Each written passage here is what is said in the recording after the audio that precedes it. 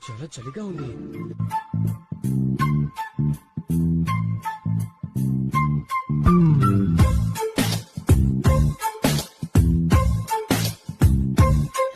నెంగి జారి పడ్డ సొంత మామ ముక్క లేడిపోని టెక్కు నీకు జన్మ హక్క చాలే చిందులాట కోతి పిల్లల